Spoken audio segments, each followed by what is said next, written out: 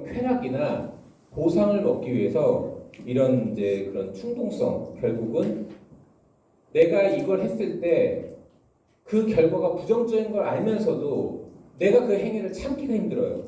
중독자의 뇌는 내가 결과가 어떻게 될지 뻔히 알아도 그렇게 뇌에서 전류가 흐르기 때문에 그냥 그렇게 갑니다.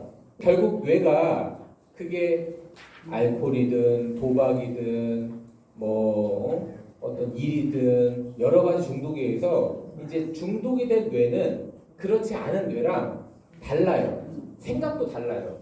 그래서 자기 파괴적인 패턴에 가면서 본인은 몰라요.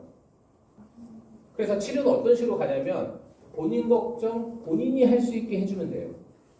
그 중독자와 함께 있는 사람들을 우리가 공동 의존자라고 합니다.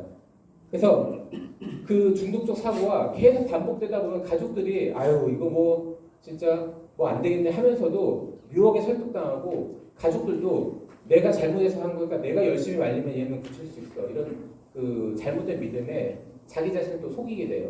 그래서 이거를 우리가 공동 의존이라고 해요.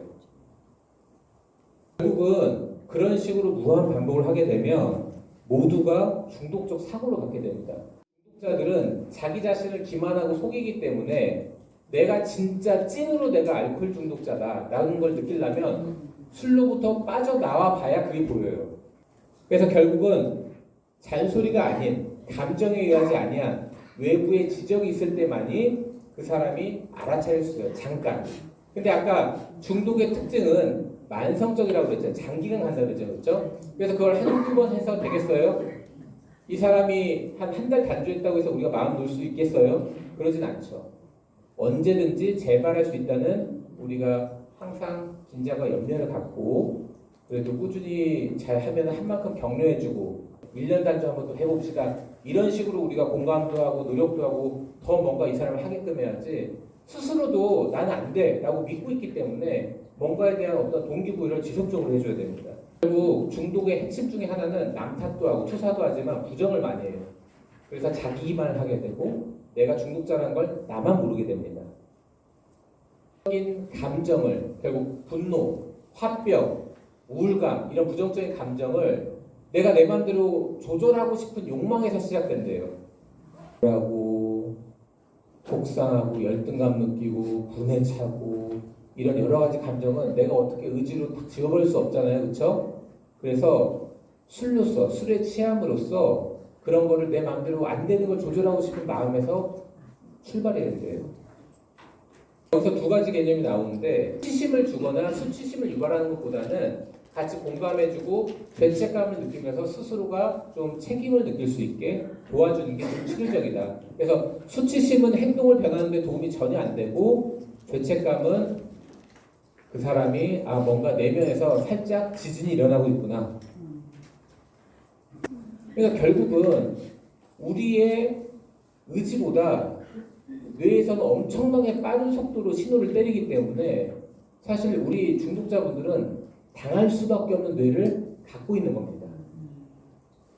그리고 또 하나는 이제 남을 자꾸 조절합니다. 결국 사실 영혼이 가출해버리기 때문에 내가 담배든 도박이든 게임이든 술이든 그걸 하기 위해서 남을 자꾸 매니플레이션. 그래서 그 주변 공동 의존자는 계속 걸리고 당하게 돼 있어요. 그래가지고 관계도 안 좋고 가족 모두가 병이 드는 그런 그 모두의 병이라는 걸 좀 이해하셔야 돼요. 남성의 경우는 정상 음주는 하루에 그게 소주든 맥주든 위스키든 소주 반병 기준을 보시면 되고요. 여성분들은 한 3분의 1병 정도 보시면 되죠. 위험 음주군은 뭐냐? 중독자는 아닌데 중도로 갈 정도. 그러니까 사실은 위험 음주군은 중도로 가기 바로 전 단계입니다. 그래서 결국 이분들을 많이 붙잡아 드려야 나중에 중독적 사고를 안 하게 되고 중독자의 뇌로 안 변하는 거예요. 약은 어떤 개념이냐면요. 아까 뇌에서 알코올이 들어가서 도파민이 뿅 올라간다. 그러면은 알코올이 붙는 부위를 얘가 좀 방해를 해요. 그러면은 기쁘다라는 게 좀 덜 올라가겠죠. 그렇죠?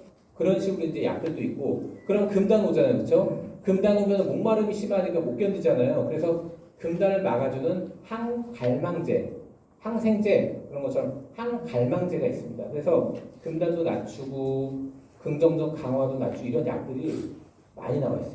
사용자에게, 그러니까 알코올 중독자로 뇌가 가면 죄송한 얘기지만 그때는 뇌가 안 변합니다.